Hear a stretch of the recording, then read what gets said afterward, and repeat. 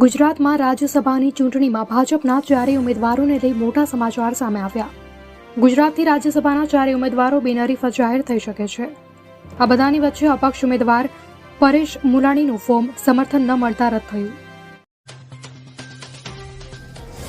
વડાપ્રધાન નરેન્દ્ર મોદી આજે જમ્મુની મુલાકાત લેશે. જમ્મુના મૌલાના આઝાદ સ્ટેડિયમમાં આયોજિત જાહેર સમારોહમાં વડાપ્રધાન 32,000 કરોડથી વધુના ખર્ચની અનેક વિકાસ યોજનાઓનું ઉદ્ઘાટન અને શિલાન્યાસ કરશે.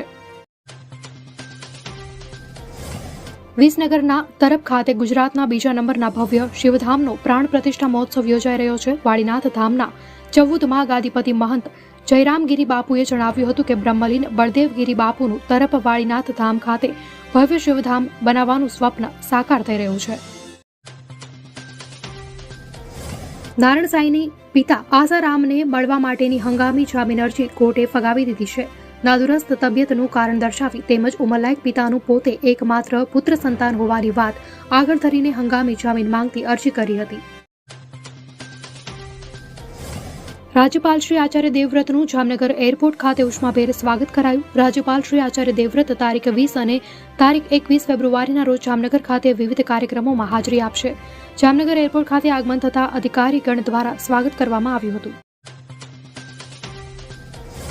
ગુજરાત ગૌણ સેવા પસંદગી મંડળ દ્વારા સર્વેયર, મશીન ઓવરશીયર, વર્ક આસિસ્ટન્ટની ખાલી રહેલી જગ્યાઓ માટે ઓનલાઈન અરજી મંગાવી હતી. આ તમામ પરીક્ષાઓની તારીખ આજે જાહેર કરવામાં આવી. બોગસ બિલિંગને લઈને એસજીએસટી દ્વારા કાર્યવાહી હાથ ધરવામાં આવી છે. બોગસ બિલિંગમાં આધારના ખોટા ઉપયોગ પર ગુજસીટોક અંતર્ગત ગુનો દાખલ કરવામાં આવ્યો છે. સુરતના વેસુ વિસ્તારમાં હેપ્પી એલિગન્સ રેસિડેન્સીમાં એક મોડેલ યુવતીએ આપઘાત કરતા ચકચાર મચી. મોડેલે ગળે ફાંસો ખાઈને આપઘાત કર્યો હતો. પ્રાથમિક માહિતી મુજબ પ્રેમ પ્રકરણમાં આ પગલું ભર્યા હોવાનું જાણવા મળ્યું.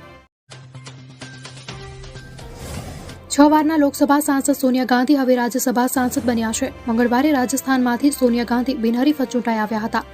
રાજ્યસભા સાંસદ તરીકે સોનિયાને આ પહેલો કાર્યકાળ છે. આ પહેલા તેઓ 6 વાર સાંસદ રહી ચૂક્યા છે. આપ ઉમેદવાર કુલદીપ કુમાર ચંદીગઢના મેયર જાહેર. સુપ્રીમ કોર્ટનો મોટો ચુકાદો. ચંદીગઢ મેયરની ચૂંટણીમાં મોટો ચુકાદો આપતા સુપ્રીમ કોર્ટ આમ આદમી પાર્ટીના કુલદીપ કુમારને મેયર તરીકે જાહેર.